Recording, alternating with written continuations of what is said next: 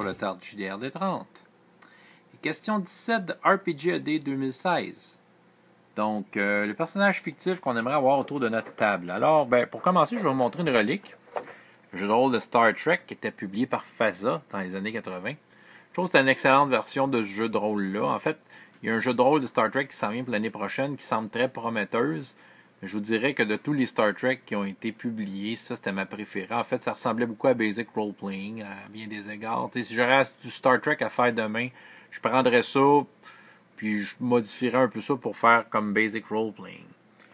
Ce qui m'amène à ce livre-là, un livre qui a été édité pour cette version du jeu-là. Pour la Next Generation, première saison. Donc, je vais vous mener vers le personnage fictif que j'aimerais avoir autour de ma table.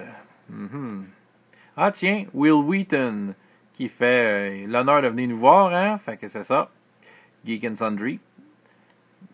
C'est pour Geek and Sundry, je me souviens pas, mais reste que Will Wheaton, c'est une sommité dans les jeux de société et les jeux de rôle. C'est lui dont je veux vous parler, Data. Ouais, pour ceux qui ne le connaissent pas, c'est le fameux androïde, personnage très fort, très intelligent, mais qui a, dans le fond, c'est une machine. Puis tout le long de Star Trek Next Generation, il cherche à devenir un humain. Moi, je trouverais ça très intéressant de l'avoir autour de ma table. Premièrement, il a la capacité de changer sa voix, d'imiter des personnalités. Puis, c'est ça. Je pense qu'il serait très divertissant autour d'une table et il le saurait. Il saurait comment faire pour prendre sa place puis divertir les autres. Puis en même temps, je pense que du jeu de rôle pour lui, ça lui permettrait en fait de l'aider dans sa quête de recherche d'humanité. Donc l'échange qu'il y aurait avec ses compatriotes humains, ses autres collègues joueurs, je pense que ça l'aiderait, puis je pense qu'il l'apprécierait. Je pense que c'est ça, ça serait vraiment quelque chose d'excellent à avoir autour d'une table.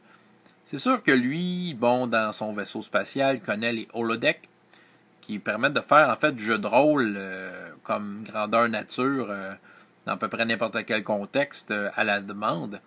Mais peut-être que le fait de le faire seulement dans l'imagination lui permettrait de se questionner sur le hobby, de se questionner sur ce qui s'est passé, puis en même temps amener ses collègues joueurs à des réflexions eux-mêmes. Donc moi, c'est ça. Pour cette question-là, j'y ai pensé un peu, mais on dirait que Data, c'est ça qui m'est arrivé. J'aimerais ça l'avoir autour d'une table. Ça serait le genre de joueur qui serait content d'être là malgré qu'il ne ressent pas l'émotion humaine, mais il apprécierait, puis je pense qu'il le dirait. Puis je pense que tout le monde aimerait ça avoir Data autour d'une table.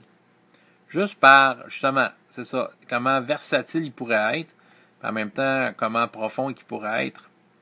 Parce que veut pas, nous-mêmes, à travers le jeu de rôle, on étudie, sans le savoir, on étudie un peu notre propre humanité à travers le jeu de rôle. Puis c'est ça. Puis lui, je pense qu'il pourrait nous le faire miroiter de façon évidente, étant donné que c'est sa quête de sa vie. Donc, arrêtez vos personnages farfelus, là. Data. Vous le voulez autour de votre table, n'est-ce pas? Surtout celui de la première saison de Next Generation. Peu importe. Il était cool jusqu'à la fin. François Letarte, JDR 30, et jusqu'à la prochaine fois, ayez autant de plaisir dans la vie que dans les jeux. Au revoir.